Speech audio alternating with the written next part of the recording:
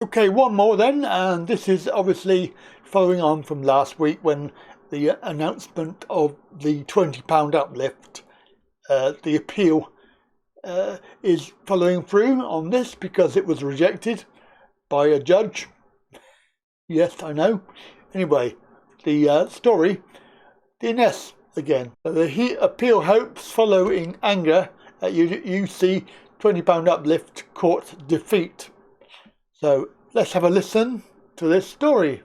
Disabled people have spoken of their anger and frustration after a judge ruled that ministers behaved lawfully when failing to offer recipients of so-called legacy benefits the same £20 a week increase given to people on universal credit during the pandemic.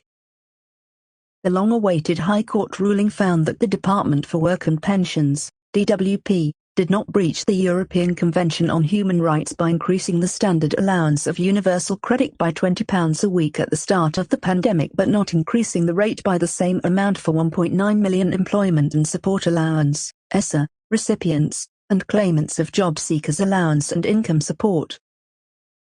Although the ruling concluded that there had been discrimination towards disabled people on these legacy benefits, who will eventually be transferred onto universal credit in the years ahead, he ruled that this difference in treatment was justified. One of the fault claimants, Philip Wayland, told Disability News Service, DNS, this week that he and the other claimants were going to do all we can to bring a successful appeal.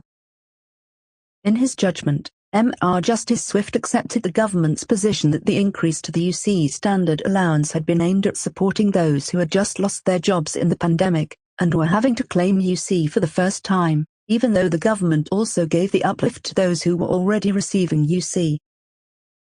The High Court had heard last November that the government's decision was unfair, unjustified and discriminatory, and had been a radical and unprecedented departure from decades of Social Security policy.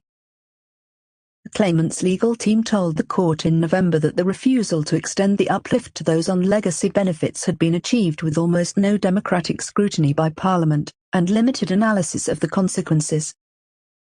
This meant, they had told the court, that hundreds of thousands of disabled people, who were already disproportionately affected by poverty, had to survive on historically low rates of benefits during a pandemic that had led to a significant rise in the cost of living.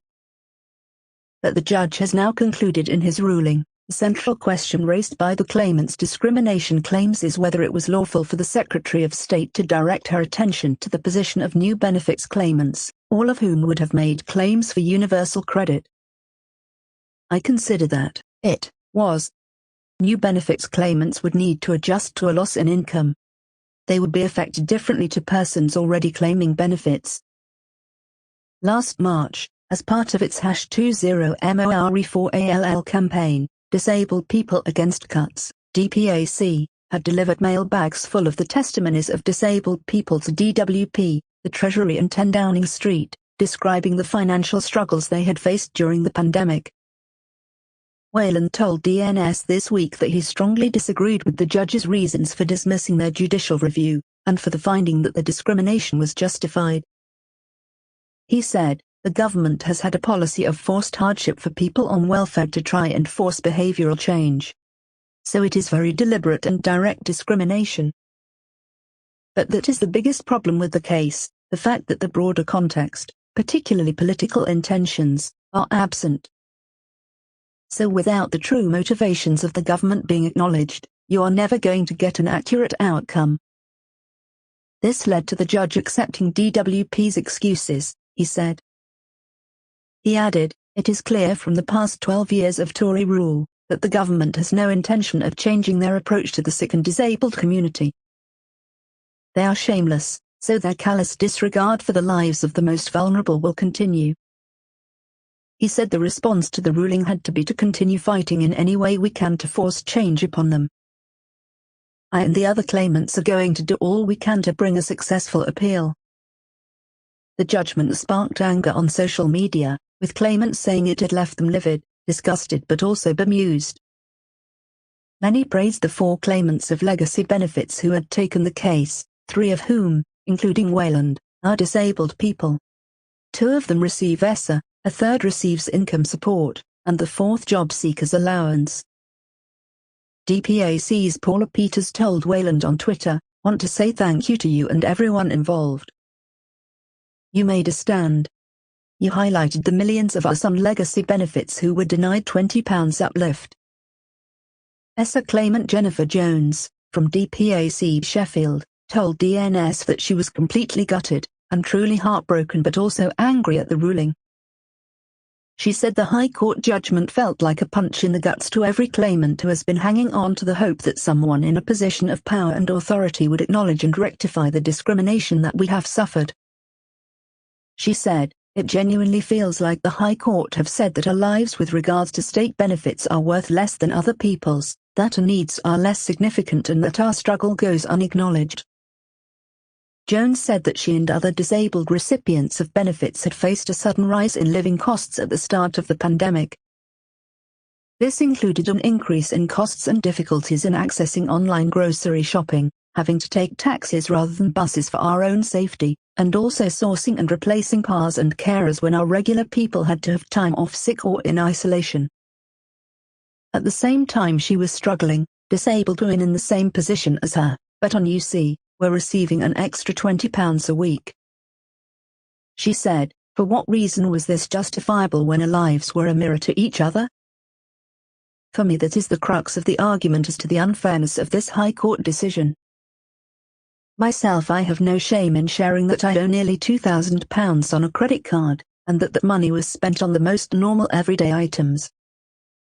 Liz de Oliveira, a former practicing barrister, and now an ESSA claimant, said that she had used benefit calculator websites to confirm that she would be worse off if she moved on to UC, and so had decided not to transfer until she was forced to do so. She said, "I am sure that many disabled people did similarly. The amount paid is already difficult to survive on, and therefore it would constitute an act of gross stupidity to knowingly cut your own income. To introduce a system that causes people on legacy benefits, in this I am referring in particular to those claimants who are disabled, to be financially worse off if they do transfer, and then to penalize them for not doing so by not allowing them the UC uplift that they would have had if the system had ensured they were not worse off on the new system, UC, just cannot be fair or equitable." Faisalit Hardy, head of policy for Disability Rights UK, said the judgment was extremely disappointing. She said, "Whilst the government may have awarded the £20 per week uplift to UC to cushion the economic impact for people losing their jobs during the pandemic, in fact the £20 was paid to everyone on universal credit, regardless of how long they'd been in receipt of the benefit.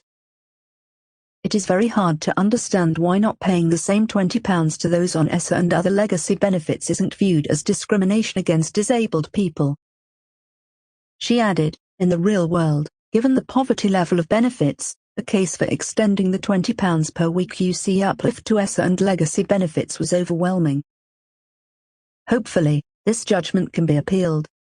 However, the fight for a decent social security system for disabled people goes on."